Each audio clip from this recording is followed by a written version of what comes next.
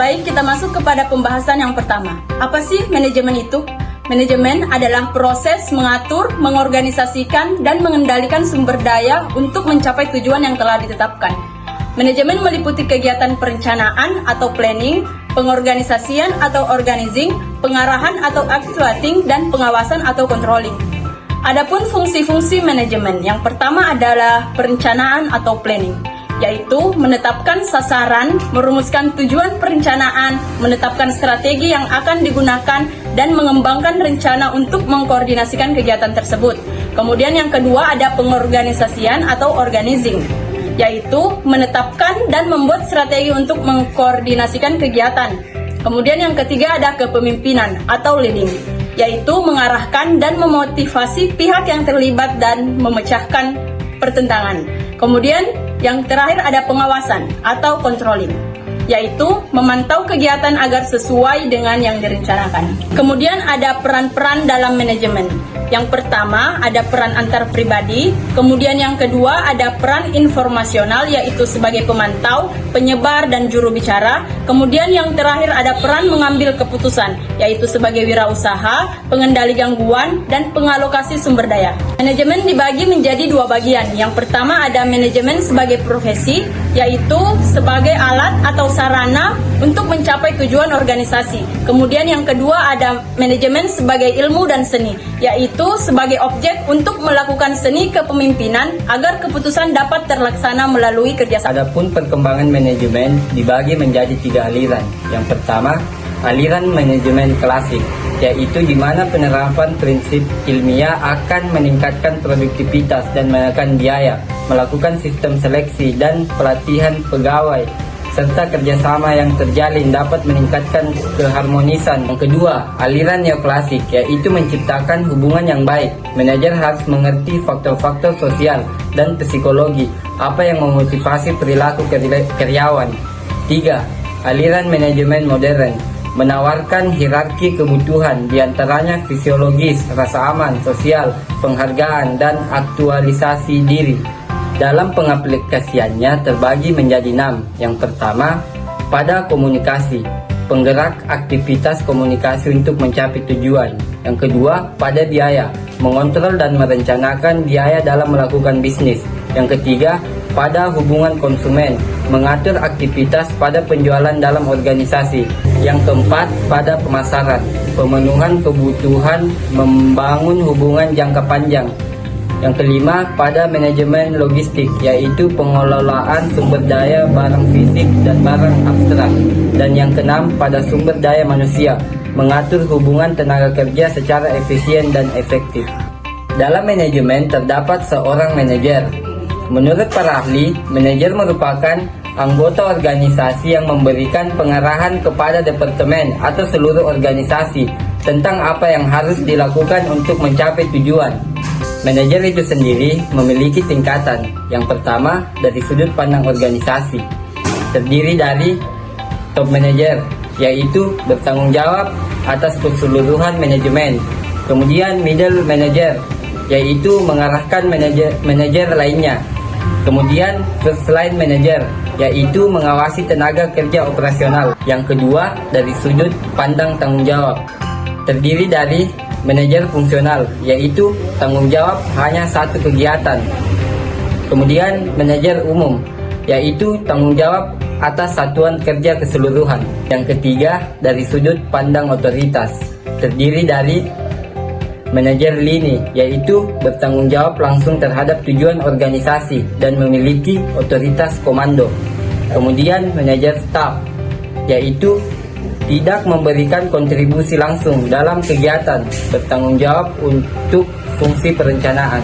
Manajer itu memiliki keterampilan, yaitu ada keterampilan teknis, keterampilan manusiawi, dan keterampilan konseptual. Kemudian kita masuk pada pembahasan tentang perencanaan. Perencanaan merupakan pemilihan serangkaian kegiatan dan pemutusan prosedur atau apa yang harus dilakukan.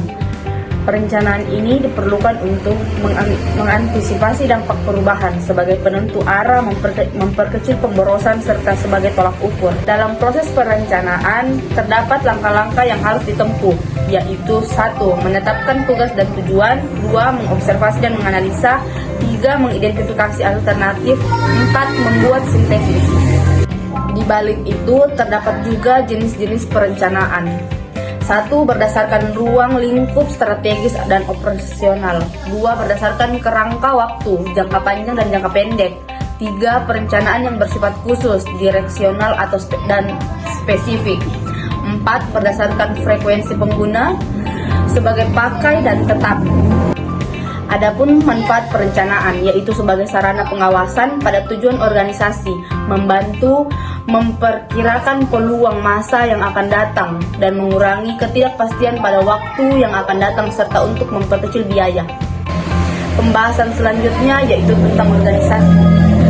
Berdasarkan pendapat para ahli, dapat disimpulkan bahwa organisasi adalah suatu sistem dari aktivitas kerjasama yang dilakukan 2 orang atau lebih untuk mencapai tujuan bersama di bawah kepemimpinan.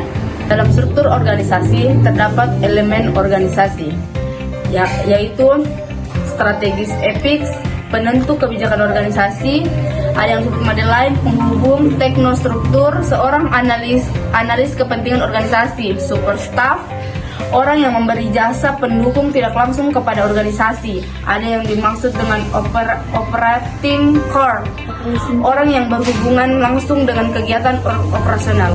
Adapun faktor yang harus diperhatikan dalam menentukan struktur organisasi adalah strategi organisasi, teknologi, orang yang terlibat, dan ukuran organisasi. Selanjutnya, bentuk-bentuk organisasi. Organisasi garis yaitu organisasi kecil, organisasi fungsional yaitu mengerjakan semua, organisasi garis dan staf yaitu organisasi besar, organisasi staf dan fungsional atau campuran dari ketiganya. Adapun prinsip organisasi yaitu pedoman bagi pendelegasian otoritas agar organisasi berjalan dengan baik. Selanjutnya, lingkungan organisasi.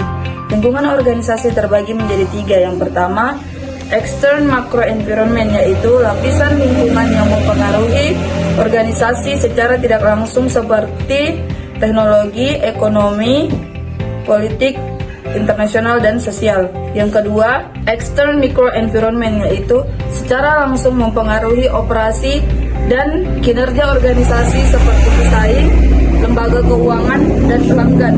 Yang ketiga, intern environment, yaitu lingkungan di dalam organisasi seperti karyawan, manajemen, dan biaya organisasi. Selanjutnya, kepemimpinan. Kepemimpinan atau leading merupakan fungsi manajemen yang berupa tindakan seseorang atau badan yang menimbulkan aktivitas dari bawahan yang mempengaruhi semangat kerja bawahan agar bekerja sebaik mungkin.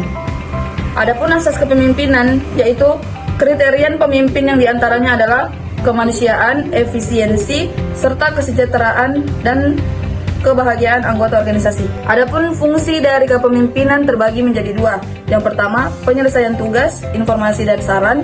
Yang kedua, pemeliharaan kelompok dan menjadi penengah perbedaan pendapat. Selanjutnya, pengawasan. Pengawasan adalah proses kegiatan untuk memantau, mengukur, dan memperbaiki pelaksanaan pekerjaan dan efektivitas perencanaan agar sesuai dengan tujuan yang diinginkan. Adapun hubungan pengawasan dengan manajemen lainnya adalah pengawasan selalu dibutuhkan dalam aktivitas perencanaan, pengorganisasian, dan kepemimpinan yang dilakukan dalam organisasi. Adapun tahapan proses pengawasan yaitu menetapkan standar dan menentukan pelaksanaan kegiatan, lalu membandingkan apakah ada kekeliruan atau adanya ketidaksesuaian, maka tindakan koreksi bisa dilakukan. Adapun pengawasan yang paling penting karena dapat meningkatkan kompleksitas organisasi dan mencegah kesalahan. Selanjutnya, wewenang, tanggung jawab, dan delegasi wewenang, yaitu hak untuk memerintah orang lain untuk melakukan sesuatu agar tercapai tujuan tertentu.